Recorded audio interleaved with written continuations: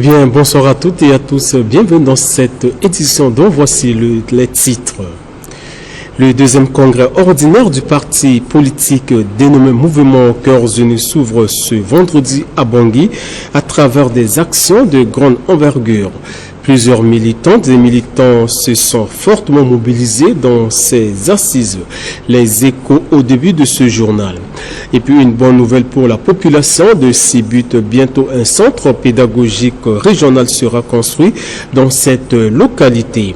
La pose de la première pierre a été faite samedi dernier par le directeur de cabinet du ministère de l'Éducation nationale, Dieudonné Gazalogo. Mesdames et messieurs, voilà tout pour les titres de cette édition. À présent, le développement. Une fois de plus, bonsoir. Les travaux du deuxième congrès ordinaire du mouvement Cœurs Unis convoqués pour le 25 au 26 juillet 2025 sont ouverts ce vendredi au Palais des Sports en présence du grand frère uni, professeur Faustin Archange Touadéra, les membres du bureau politique, les membres du gouvernement, les représentants des partis politiques, le corps diplomatique, les résidents des institutions et autres personnalités de marque conviées. Le point à travers ce reportage signé Martinez Gayo et Cheryl Malembassa. Le deuxième congrès ordinaire du MCU convoqué pour les 25 et 26 juillet 2025 a pour thème consolider l'unité et renforcer l'engagement militant pour un avenir commun. L'ouverture des travaux a eu lieu en présence du grand frère uni, Faustin Archange Touadéra, des dirigeants, cadres et militants du MCU et des partis alliés, ainsi que des personnalités de marque conviées. Dès l'arrivée du président de la République et son installation, le programme de la cérémonie a été présenté par le porte-parole du MCU, l'honorable Évariste Ngamana, dans lequel il a précisé que dans ces assises, les congressistes auront à procéder à la relecture des textes statutaires du parti et d'investir les candidats aux législatives et présidentielles. Après l'exécution des hymnes nationaux et du MCU a été le discours d'ouverture du congrès prononcé par le secrétaire exécutif national, Simplice Mathieu Sarandi. Dans ses propos, il a salué la présence du chef d'État à l'ouverture du congrès, ainsi que la coopération existante entre le MCU et certains partis politiques à l'international, notamment la Russie unie, le Front patriotique rwandais, le Parti communiste chinois et le Rassemblement démocratique du peuple camerounais.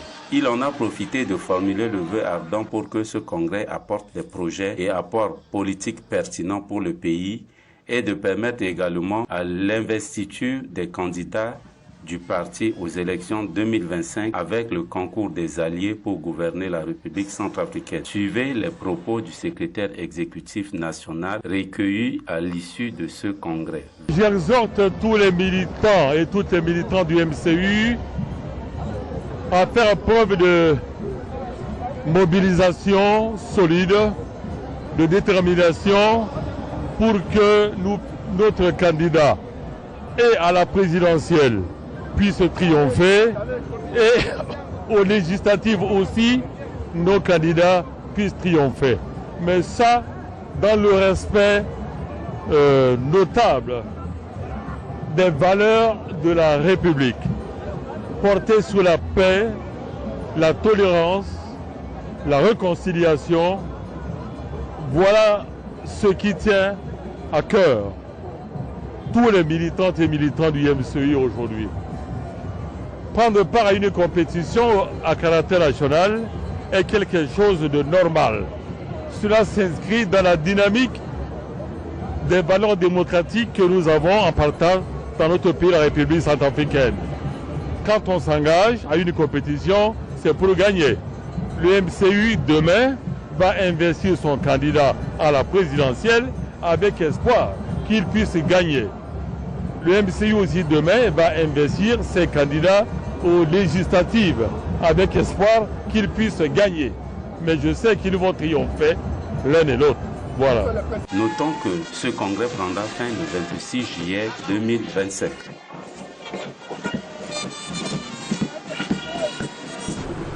Eh bien, autre fait de l'actualité, les rideaux sont définitivement tombés hier à l'hôtel Lori dans le 2e arrondissement de Bangui.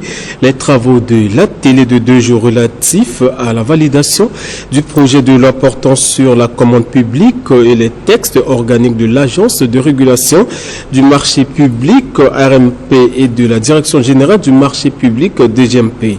La cérémonie de clôture s'est déroulé en présence du professeur Douya Bella, représentant du Premier ministre. Le point avec Junior Prince Malavo et Roléman Dekouzou.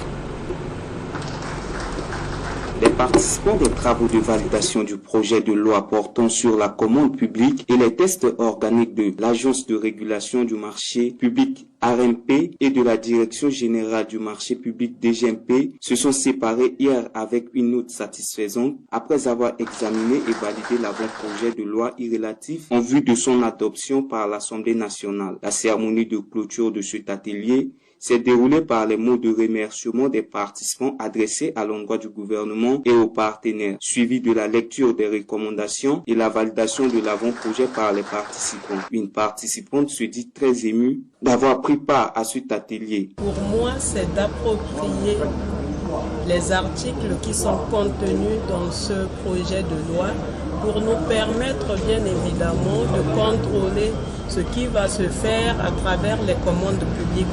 Mais nous avons recommandé au cours de cet atelier au gouvernement de bien veiller sur le respect de ces dispositions qui sont dans ce code, dans ce projet de code de commande. Pour un expert, celui-ci a apprécié à sa juste valeur ce projet de loi qui prend en compte la jeunesse centrafricaine. La plus grande satisfaction pour moi, c'est qu'on ait pris en compte la jeunesse dans cette réforme. Vous savez que beaucoup de jeunes qui ont fini leur formation veulent créer des entreprises. Malheureusement, ils n'ont pas accès au marché parce qu'ils n'ont pas une CFA financière, une expérience. Donc, dans les nouveaux textes, on demande aux autorités contractantes de leur réserver certains marchés. Et ça, c'est une grande avancée dans la réforme. L'avant-projet de loi sur la commande publique qui est validé par les participants sera soumis à l'Assemblée nationale dans les jours à venir. Eh bien, sachez également que les praticiens du ministère de la Santé de la Population et ceux de l'OMS se sont séparés hier sur les travaux de l'atelier de 2 jours relatifs aux préventions des risques liés au harcèlement sexuel. Le point avec Urgisamo. C'est aujourd'hui que marque la fin de cet atelier de 2 jours qui a regroupé différentes organisations dans lesquelles plusieurs points ont été débattus. Pour la coordonnatrice de la prévention et réponse à l'exploitation, abus et harcèlement sexuel de l'OMS en Centrafrique, dans ses propos, elle a rappelé que l'OMS, en partenariat avec le ministère de la Santé, s'assure à appuyer la Centrafrique à pouvoir renforcer sa capacité dans la protection de la population contre l'inconduite sexuelle et des travailleurs humanitaires. Donc c'est important pour nous d'analyser le contexte, quel est le niveau de vulnérabilité de la population et puis de notre environnement de travail, évaluer qu'est-ce qui peut en fait occasionner cela et puis formuler en fait les mesures qui vont aider à réduire le risque de survenue. Parce que comme vous savez, la vulnérabilité, c'est la sensibilité par rapport à un événement. Et maintenant, si cet événement s'est produit, quel sera l'impact? Quand on met ensemble la vulnérabilité et l'impact d'une situation, on voit le niveau de risque. Alors jusqu'à l'année dernière, quand on a fait l'évaluation, on avait constaté que le niveau de risque de survenue d'exploitation, d'abus et de harcèlement sexuel est très élevé. Pour cette année, nous sommes en train de faire cette analyse, mais ce qui est important, c'est qu'on doit mettre des mesures en place pour que les travailleurs de l'OMS et les partenaires de l'OMS ne sollicitent pas et n'imposent pas des faveurs sexuelles aux populations que nous sommes venus assister. Il y a toute la communauté humanitaire qui est aux côtés du gouvernement pour appuyer tous les efforts afin d'aider les populations à nouer les 2 bouts du mois et puis assurer la protection. Mais ce qui est important ici, c'est de voir comment réduire les risques du fait que ceux-là qui travaillent pour les Nations Unies et ceux-là qui travaillent pour les ONG ne demandent pas et n'impose pas les faveurs sexuelles à la population que nous sommes venus assister. Parce que nous devons traiter les populations en toute dignité et nous devons nous assurer que tous ceux qui travaillent pour nous soient disciplinés. Nous avons un code de conduite et c'est un code de conduite qui s'applique à tous les travailleurs humanitaires. Quant à un participant de cet atelier, il a formulé que cet atelier a pour but d'expliquer le code de conduite des travailleurs humanitaires. L'une des mesures de sortie soit de notre service, que voilà, dorénavant tout personnel de l'OMS, pendant le heures de pause, doit manger au restaurant au lieu de se faire servir dans son bureau. Ça, c'est un exemple de mesure pour réduire, pour éviter vraiment ces comportements qui n'est pas admissible.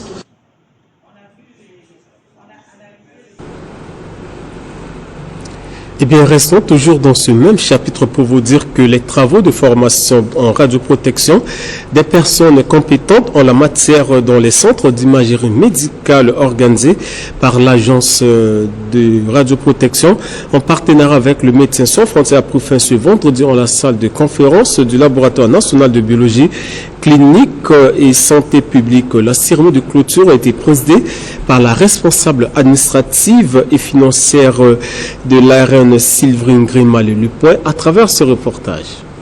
Tout a commencé par la lecture du rapport général, suivi des mots de remerciement par les participants à l'endroit du gouvernement et des partenaires à travers cette formation de 10 jours sur les principes fondamentaux de la radioprotection, des risques liés aux rayons X et des mesures de sécurité de base à mettre en œuvre pour protéger les travailleurs, les patients et l'environnement ont été les points saillants de cet atelier de formation. La responsable administrative et financière se réjouit tout en félicitant les participants qui ont pris part actuellement à ce présent atelier pour le travail abattu durant les 10 jours d'instance d'activité. Cette formation, c'est la deuxième du genre et c'est une formation qui est vraiment indispensable parce que la radioprotection, c'est un domaine très sensible et qui est méconnu du public centrafricain. Nous espérons que cette formation va interpeller d'autres personnels qui travaillent sous rayonnement et qui n'ont pas encore cette notion de base en radioprotection pour leur permettre de mieux assurer leurs responsabilités dans ce domaine, de se conformer et de s'approcher de l'Agence nationale de radioprotection pour effectivement chercher à subir aussi des formations dans ce cadre pour avoir les notions de base en radioprotection.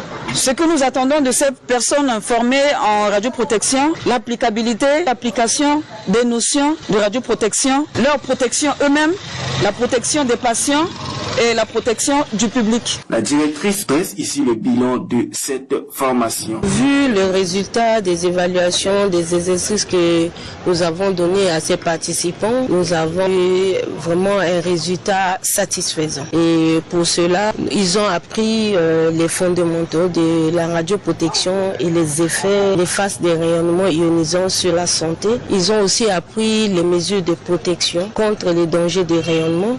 Ils ont aussi appris la réglementation en matière de sources radioactives. Ils ont aussi appris la gestion des incidents concernant les sources de rayonnement ionisant. Et tout cela nous a permis de constater que ces participants ont été vraiment compétents à la fin de cette formation. L'un des participants dégage ici les points fondés de cet atelier de formation. Durant ces 2 semaines, nous avons appris beaucoup de choses, des choses qui étaient cachées. Nous avons eu des connaissances sur le rayonnement. Pour nous, c'est un acquis. Nous allons peut-être mettre en marche ce programme pour au moins sensibiliser les centrafricains, ceux qui utilisent des appareils qui produisent le rayon X. Nous allons nous approcher de cela pour les sensibiliser afin que ça soit un peu sur le plan national. Rappelons que la radioprotection est un enjeu majeur pour la santé publique et la sécurité des travailleurs.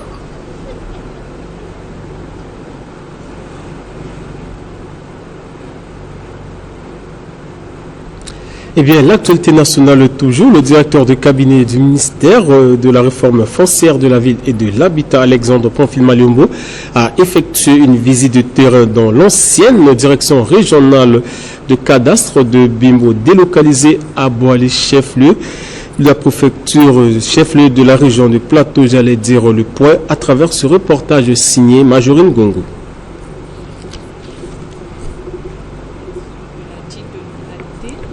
Suite à la délocalisation du service de cadrage de Bimbo à Boali dans l'Ombela-Poko, conformément avec la disposition de la loi numéro 21001 du 21 janvier 2021 relative aux circonscriptions administratives. Dorénavant, tous les usagers résidant à Bimbo doivent se rendre au niveau de l'administration centrale qui se trouve au centre-ville, a indiqué le directeur de cabinet du ministère de l'Urbanisme. Je tiens à vous rappeler qu'avec le nouveau découpage administratif que le chef de l'État avait promulgué, le chef-lieu de la préfecture de la région de Plateau se trouve désormais au niveau de Boali.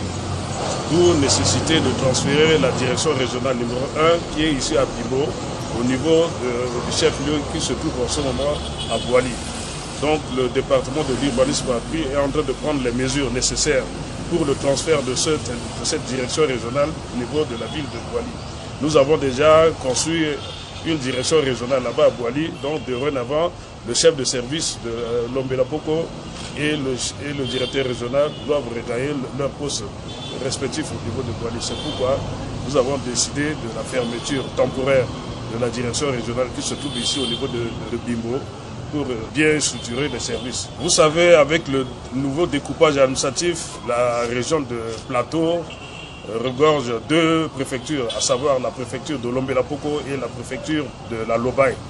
Et l'ancienne direction de Bimbo est sous la région de Bazou-Bangui, d'où la sous-préfecture de Bangui-Fleuve. Bimbo fait partie de la sous-préfecture de Bangui-Fleuve en ce moment. Et cette sous-préfecture est rattachée à la direction régionale numéro 7 au niveau de Bangui, de l'administration centrale. D'où la nécessité de rapprocher le service de Bimbo à cette direction régionale qui se trouve présentement au niveau de l'administration centrale à Bangui là-bas.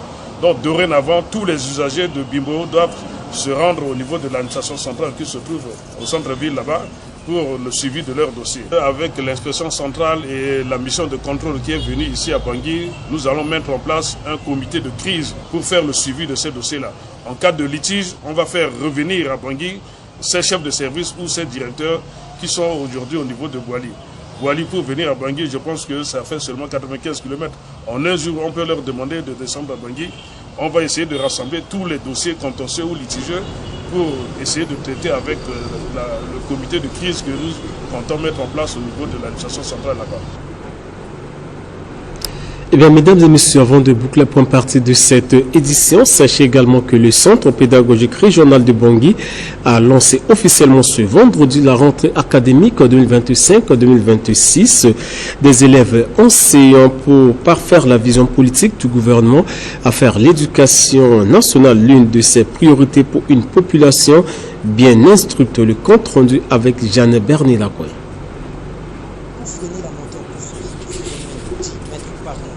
Secteur de l'éducation nationale à un certain niveau, le gouvernement centrafricain, dans son plan d'action, encourage la formation des élèves enseignants habilités à transmettre le savoir aux enfants centrafricains en âge d'aller à l'école sur toute l'étendue du territoire national, en commençant par Bangui, capitale de la République centrafricaine.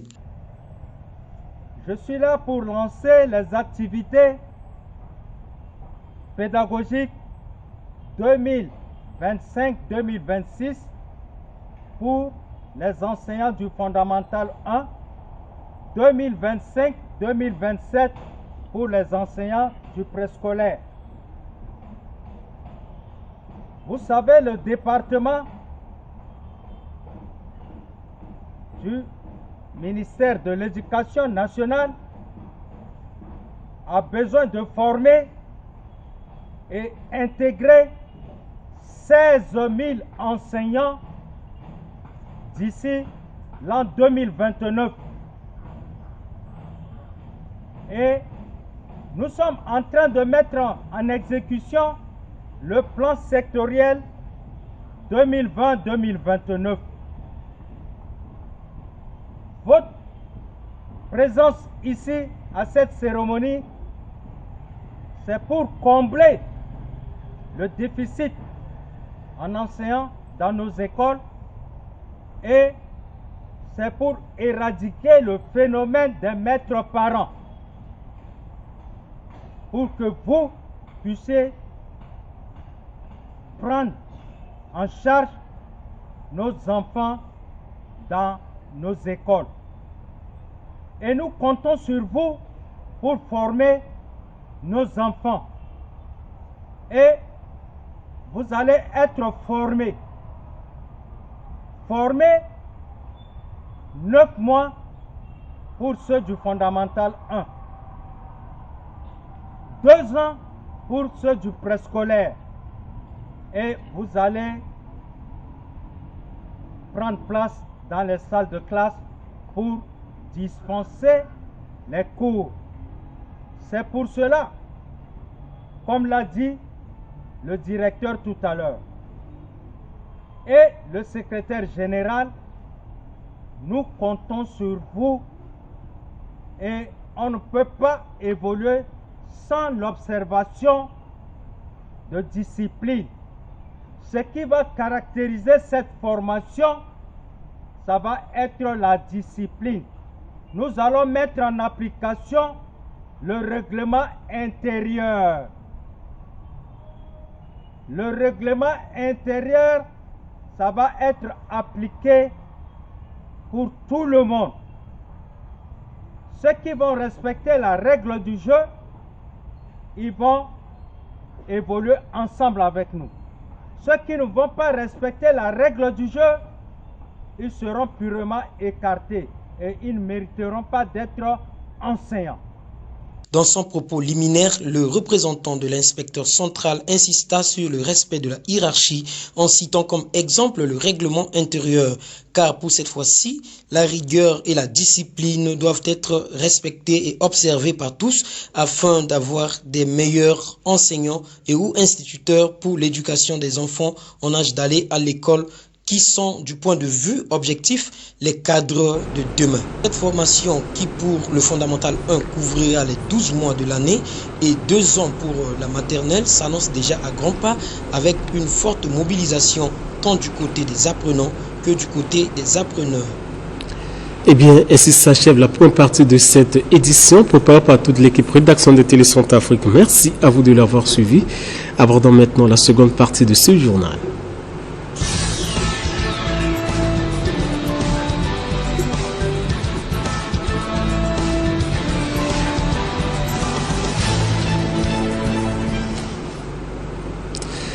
La seconde partie de ce journal est consacrée aux pages magazines pour vous dire que le ministère de l'Éducation nationale poursuit son programme de réforme du système éducatif centrafricain avec le lancement officiel des travaux du centre pédagogique régional de Sibut le samedi dernier.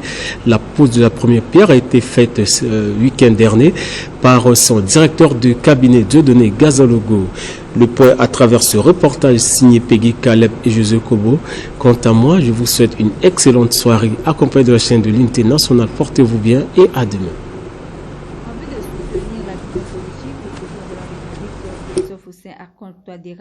Qui consiste à prioriser l'éducation au cœur de son programme politique, le ministère de l'Éducation nationale, avec l'appui financier de la Banque mondiale à travers le projet d'accélération des résultats de l'éducation PAR, a initié le projet de construction des centres pédagogiques régionaux, en abrégé CPR, dans certaines préfectures de la capitale. La construction de cet édifice dans la préfecture de Kémon est pour la formation des futurs cadres. La cérémonie de pose de première pierre, ce jour 21 juillet 2025, s'est déroulée sous la houlette du directeur de cabinet Dieudonné Gazalogo, représentant personnel du ministre d'État à l'Éducation nationale, qu'assistait Madame la gouverneure de la région numéro 4 de Kaga, Lucienne Baka, des autorités administratives et locales, ainsi que de la population. Après quelques interventions, Madame la gouverneure de Kaga a pris la parole pour exprimer sa gratitude à l'endroit du gouvernement pour cette initiative combien louable à l'endroit de la population de Sibut. C'est vraiment avec un plaisir mérité que je prends la parole aujourd'hui pour co-présider cette cérémonie avec le représentant du ministre d'État en charge de l'éducation. Je voudrais d'abord dire que la région de Kaga est une région bénie. Parce que tout ce qui se fait au niveau du gouvernement, c'est à l'endroit de Kaga. Le chef de l'État était venu personnellement ouvrir l'année académique dans la région de Kaga, en l'occurrence à Bombay. Et aujourd'hui, le ministre d'État envoie son représentant pour la première pierre de pose pour le centre régional académique à Sibut, et c'est toujours dans la région de Kaga. C'est vraiment un honneur. La population de Kaga et moi-même, nous sommes reconnaissants pour ces gestes et nous disons que choisir la région de Kaga et la ville de Sibut pour construire ce bâtiment n'est pas un fouillis de hasard. Beaucoup de cadres de ce pays sont sortis du lycée de Sibut. Et aujourd'hui, avec le centre régional de formation, nous allons recevoir les étudiants venant de toutes les régions, pourquoi pas, pour apprendre et être des professeurs des établissements et former nos élèves pour faire de nos populations des cadres de demain. Quant au représentant personnel du ministre d'État en charge de l'Éducation nationale, Dieudonné Gazalogo, celui-ci a rappelé que la pose de première pierre de construction du centre pédagogique régional CPR intervient après l'engagement du chef de l'État, professeur Faustin Archange-Touadéra, en 2022 lors du sommet mondial de transformation de l'éducation tenu à New York, qui s'est matérialisé par l'adoption du pacte de partenariat éducatif en mai 2023. Je vous remercie, messieurs les journalistes. Par rapport au plan sectoriel de l'éducation nationale, une des recommandations, c'est de pouvoir rapprocher les centres de formation de la population, rapprocher les autorités éducatives de la population. Et c'est comme ça que, au niveau du ministère de l'Éducation nationale, nous avons eu le financement de la part de la Banque mondiale et des partenaires au système éducatif pour pouvoir construire des centres pédagogiques régionaux dans nos différentes préfectures. La semaine dernière, on avait commencé au niveau de l'Ombela-Poko, plus particulièrement à Boali. Nous avons procédé à la pose de la première pierre de la construction du centre pédagogique régional de Boali. Aujourd'hui, c'est le tour de la ville de Sibut, dans la région de Kaga, la région 4 de Kaga. Et nous sommes vraiment très honorés parce qu'en faisant ceci, nous allons rapprocher les centres éducatifs plus proches des populations et nous allons également mettre en pratique ou bien réaliser ce que les recommandations du plan sectoriel de l'éducation nous a demandé de faire. Il convient de préciser que ce projet s'inscrit dans une série d'initiatives similaires à travers le pays. Cette cérémonie intervient quelques jours seulement après celle organisée à Boali par le ministre d'État Aurélien Simplice Kongbele Zingas. La remise officielle du plan de construction par le directeur de cabinet à Madame la gouverneure de Kaga et ensuite au président directeur général de l'entreprise Dédéton, ainsi que la pose de première pierre par le représentant personnel du ministre d'État a bouclé cette cérémonie.